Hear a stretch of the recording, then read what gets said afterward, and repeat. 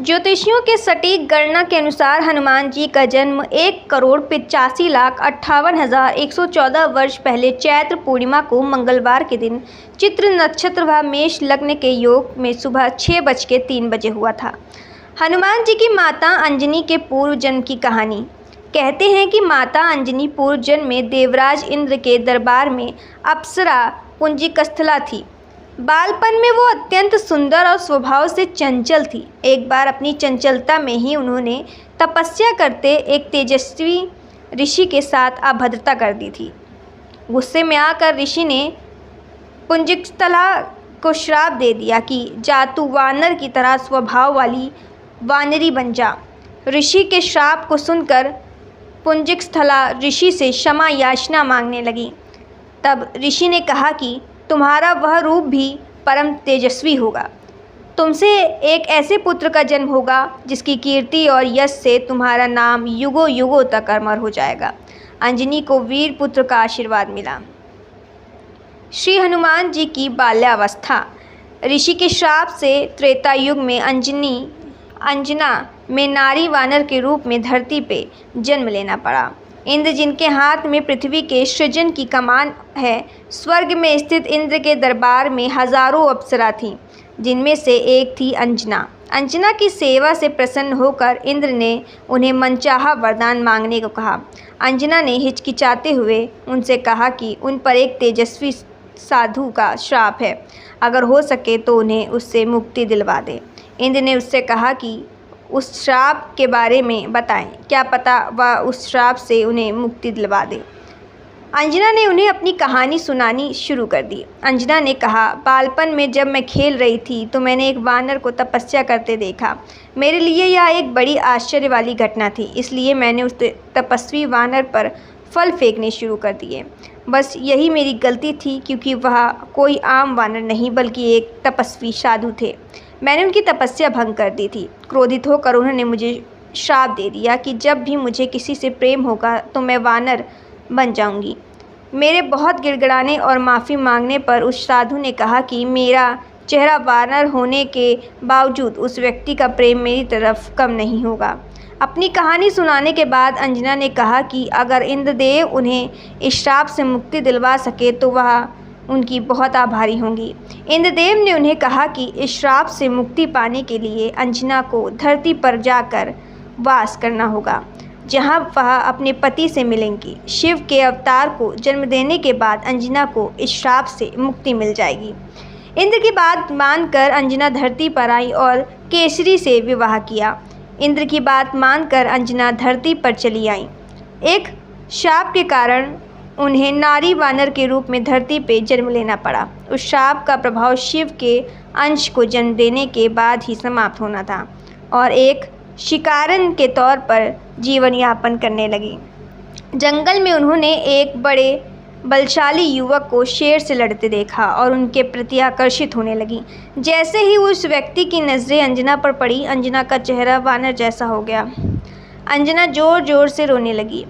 जब वह युवक उनके पास आया तो उनकी पीड़ा के कारण पूछा तो अंजना ने अपना चेहरा छिपाते हुए उसे बताया कि वह बदसूरत हो गई हैं। अंजना ने उस बलशाली युवक को दूर से देखा था, लेकिन जब उस व्यक्ति को अपने समीप देखा तो पाया कि उसका चेहरा भी वानर जैसा था। अपना परिचय बताते हुए उस व्यक्ति ने कहा कि वह कोई और नहीं वानर राज केसरी है, जो जब चाहे इंसानी रूप में आ सकते हैं।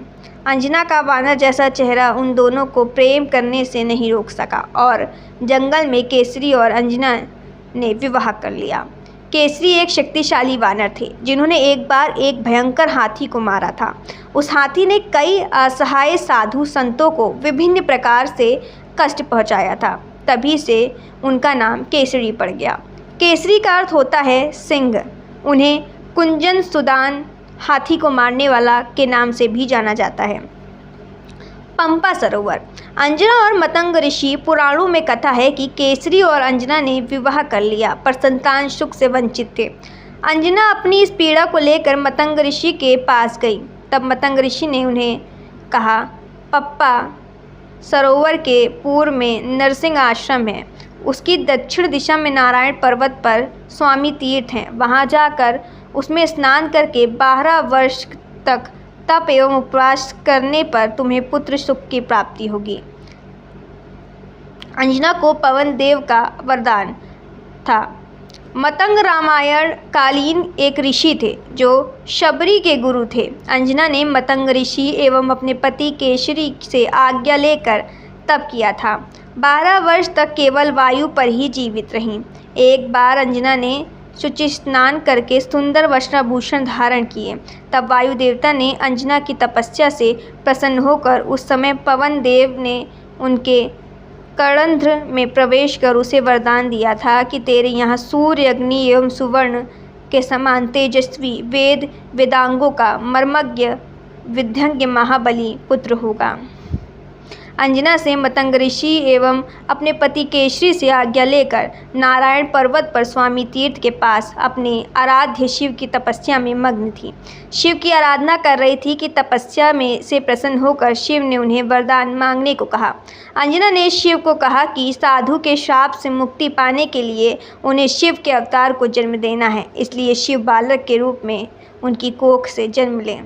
तथास्तु कहकर शिव अंत ध्यान हो गए। इस घटना के बाद एक दिन अंजना शिव की आराधना कर रही थी और दूसरी तरफ अयोध्या में इक्ष्वाकु वंशी महाराज अज के पुत्र और अयोध्या के महाराज दशरथ अपनी 3 रानियों के कौशल्या, सुमित्रा और कैकेयी 7 पुत्र रत्न की प्राप्ति के लिए ऋषि ऋषि को बुलाकर पुत्र कमिष्ठी यज्ञ के साथ यज्ञ कर रहे थे।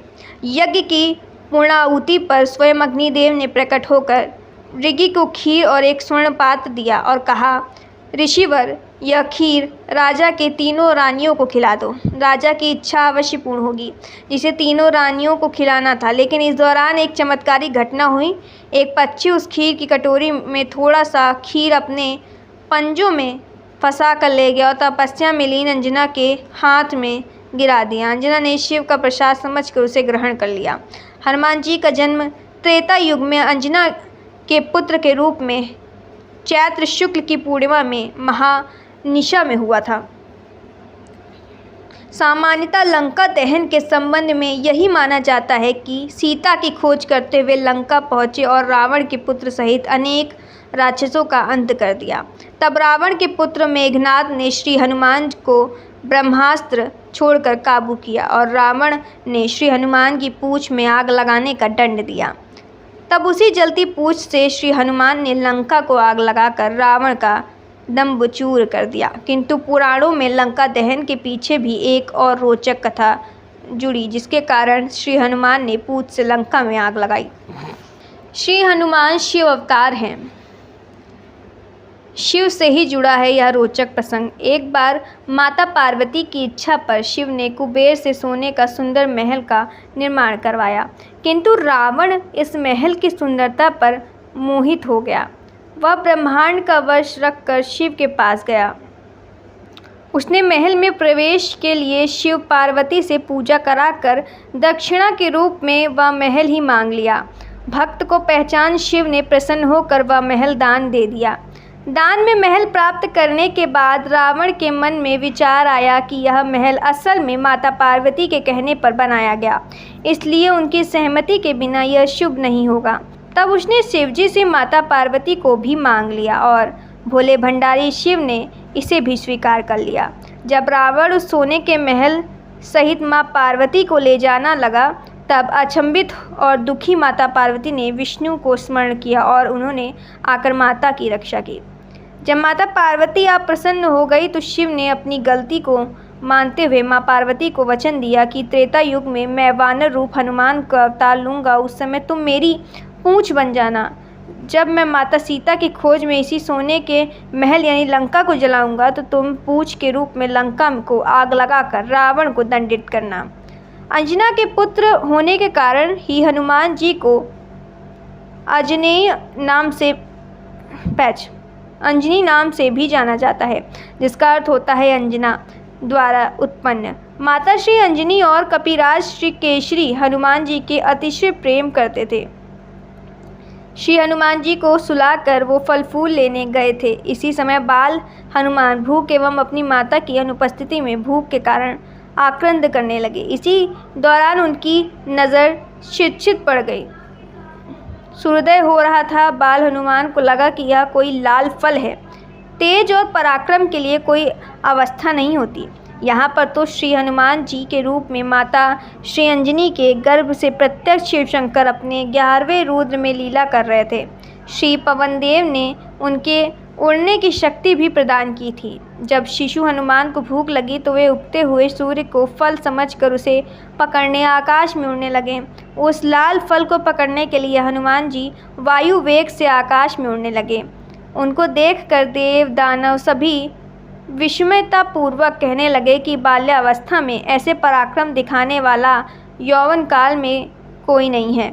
उधर भगवान सूर्य ने उन्हें अबोध शिशु समझकर अपने तेज से नहीं जलने दिया। जिस समय हनुमान सूर्य को पकड़ने के लिए लपके उसी समय राहु सूर्य पर ग्रहण लगाना चाहता था। हनुमान जी ने सूर्य के ऊपरी भाग में जब राहु को स्पर्श किया तो वह भयभीत होकर वहां से भाग गया। उसने इंद्र के पास जाकर शिकायत की, देवराज आपने मुझे अपनी क्षुधा शांत करने के साधन के रूप में सूर्य और चंद्र दिए थे। आज अमावस्या के दिन जब मैं सूर्य को ग्रस्त करने गया तब देखा कि दूसरा राहु सूर्य को पकड़ने जा रहा है। राहु की बात सुनकर इंद्र घबरा गए और उसे साथ लेकर सूर्य की ओर चल पड़े। राहु को देखकर हनुमान जी सूर्य को छोड़ राहु पर झपटे। राहु ने इंद्र को रक्षा के लिए पुकारा तो उन्होंने हनुमान जी और वज्रयुद्ध को से प्रहार किया, जिससे वे एक पर्वत पर गिरे और उनकी बाई ठुड्डी टूट गई। हनुमान जी की यह दशा देखकर वायुदेव को क्रोध आया। उन्होंने उसी क्षण अपनी गति रोक दी। इससे संसार की कोई भी प्राणी सांस न ले सकी और सब पीड़ा से तड़पने लगे। तब सारे सुर असुर यक्ष किन्नर आदि ब्रह्मा जी की शरण में गए। ब्रह्मा उन सबको लेकर वायुदेव के पास गए। वे मूर्छित हनुमान को गोद में लिए उदास बैठे थे। जब ब्रह्मा जी ने उन्हें सचेत किया तो वायुदेव ने अपनी गति का संचार करके सभी प्राणियों की पीड़ा दूर की। तभी श्री ब्रह्मा जी ने भी श्री हनुमान को वरदान दिया कि इस बालक को कभी ब्रह्मश्राप नहीं लगेगा, कभी भी उनका एक भी अंग शस्त्र नहीं होगा। ब्रह्मा जी ने अन्य देवताओं से भी कहा कि इस बालक को आप सभी वरदान दें। तब देवराज इंद्र देव ने हनुमान जी के गले में कमल की माला पहनाते हुए कहा कि मेरे वज्र प्रहार के कारण इस बालक की हनु टूट गई है, इसलिए इन कपिश्रेष्ठ का नाम आज से हनुमान रहेगा और मेरा वज्र भी इस बालक को नुकसान न पहुंचा सके, ऐसा वज्र से कठोर होगा। श्री सूर्यदेव ने भी कहा कि इस बालक को मैं अपना तेज प्रदान करता हूँ, मैं इसको शस्त्र समर्थन मर्मज्ञ बनाता हूँ। हनुमान जी को मारुति, बजरंगबली इत्यादि नामों से भी जानते हैं। मारुत शब्द से ही मारुति शब्द की उत्पत्ति हुई है। महाभारत में हनुमान जी का उल्लेख मारुतामज्ञ के नाम से किया गया है। हनुमान जी का अन्य एक नाम है बजरंगबली। बजरंगबली यह शब्द बृजांगबली के अभ्रंश से बना है, जिनमें वज्र के समान कठोर अस्त्र का सामना करके शक्ति है। वे बजरंगबली जिस प्रकार लक्ष्मण से लखन, कृष्ण से किशन ऐसे सरल नाम लोगों के अभ्रंश कर उपयोग में लाएं, उसी प्रकार बृजांगबली से अभ्रंग बजरंगबली हो गया। अनेक संतों ने समाज में हनुमान जी की उपासना को प्रचलित किया। ऐसे हनुमान जी के संदर्भ में समर्थ रामदास स्वामी कहते हैं, हनुमान जी हमारे देवता हैं। हनुमान जी शक्ति, युक्ति, भक्ति का प्रतीक है। इसलिए समर्थ रामदासन स्वामी ने हनुमान जी की उपासना की प्रथा आरंभ की। महाराष्ट्र में उनके द्वारा स्थापित 11 मारुति प्रसिद्ध हैं। साथ ही संत तुलसीदास ने उत्तर भारत में मारुति के अनेक मंदिर स्थापित किए तथा उनकी उपासना दृढ़ की। दक्षिण भारत में मध्यावाचर को मारुति का अवतार माना जाता है। इसके साथ ही अन्य कई संतों ने अपनी विविध रचनाओं द्वारा समाज के समक्ष मारुति का आदर्श रखा। हनुमान जी सर्वशक्तिमान देवता हैं। जन्म लेते ही हनुमान जी ने सूर्य को निगलने के लिए उड़ान भरी। इससे यह स्पष्ट है कि वायुपुत्र अर्थात वायु तत्व से उत्पन्न हनुमान जी सूर्य पर अर्थात तेज तत्व पर विजय प्राप्त करने में सक्षम है। पृथ्वी, आप, तेज, वायु एवं प्रकाश तत्वों में से तेज तत्व की तुलना में वायु तत्व अधिक सूक्ष्म है, अर्थात अधिक शक्तिमान है। सर्व देवताओं में केवल हनुमान जी को ही अनिष्ट शक्ति कष्ट नहीं दे सकती। लंका में लाखों राक्षस थे, तब भी वे हनुमान जी का कुछ नहीं बिगाड़ पाए। इससे हम हनुमान जी की शक्ति का अनुमान लगा सकते हैं। भूतों के स्वामी। हनुमान जी भूतों के स्वामी माने जाते हैं। किसी को भूत बाधा हो तो उस व्यक्ति को हनुमान जी के मंदिर ले जाते हैं। साथ ही हनुमान जी से संबंधित हनुमंत कवच, भीम रूपी स्तोत्रम तथा हनुमान चालीसा का पाठ करने के लिए कहते हैं। भक्ति। साधना में जिज्ञासु, मुर्मिच्छ, साधन, शिष्य एवं भक्त ऐसे उन्नति के चरण होते हैं। इनमें भक्त यह अंतिम चरण है। भक्त अर्थात वह जो भगवान से विभिन्न नहीं है। हनुमान जी भगवान जी श्री राम से पूर्णतः एक रूप है। जब भी नविधा भक्ति में दास्य भक्ति और सर्वोच्च उदाहरण देना होता है, तब हनुमान जी का उदाहरण दिया जाता है। वे अपने प्रभु राम के लिए प्राण अर्पित करने के लिए सदैव तत्पर रहते हैं। प्रभु श्री राम की सेवा की तुलना में उन्हें सब कुछ कौड़ी के मोल लगता है। हनुमान सेवक एवं सैनिक का एक सुंदर सम्मिश्रण है। स्वयं सर्वशक्तिमान होते हुए भी वे अपने आप को श्री राम जी का दास कहलाते हैं। उनकी भावना थी कि उनकी शक्ति भी श्री राम जी की ही शक्ति है। माद अर्थात शक्ति एवं भक्ति का संगम है। मनोविज्ञान में निपुण एवं राजनीति में कुशल। अनेक प्रसंगों में सुग्रीव इत्यादि वानर ही नहीं, वानर राम भी हनुमान जी से परामर्श करते थे। लंका में प्रथम ही भेंट में हनुमान जी ने सीता के मन में अपनी प्रति विश्वास निर्माण किया। इन प्रसंगों से हनुमान जी की बुद्धिमानता एवं मनोविज्ञान की निपुणता स्पष्ट होती है। लंका दहन कर हनुमान जी ने रावण की प्रज्ञा में रावण के सामर्थ्य के प्रति अविश्वास उत्पन्न किया। इस बात से उनकी राजनीति कुशलता स्पष्ट होती है। वाल्मीकि रामायण। इंद्रजीत होने के कारण हनुमान जी रावण पुत्र इंद्रजीत को भी पराजित कर सके। तभी से इंद्रियों पर विजय पाने हेतु हनुमान जी की उपासना बताई गई। भक्तों की इच्छा पूर्ण करने वाले हनुमान जी को इच्छा पूर्ण करने वाले देवता मानते हैं। इसलिए व्रत रखने वाले अनेक स्त्री पुरुष हनुमान जी की मूर्ति की श्रद्धापूर्वक निर्धारित परिक्रमा करते हैं। कई लोगों को आश्चर्य होता है कि जब किसी कन्या का विवाह निश्चित न हो रहा हो तो उसे ब्रह्मचारी हनुमान जी की उपासना करने के लिए कहा जाता है। वास्तव में अत्यंत स्तर के देवताओं पर ब्रह्मचारी एवं विवाहित जैसा कोई भेद नहीं होता। ऐसा अंतर मानव निर्मित है।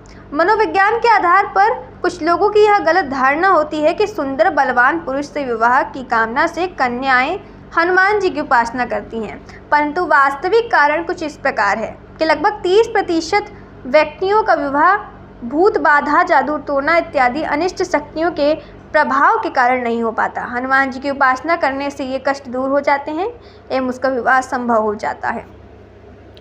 हनुमान जी के जन्मोत्सव कैसे मनाया जाता है?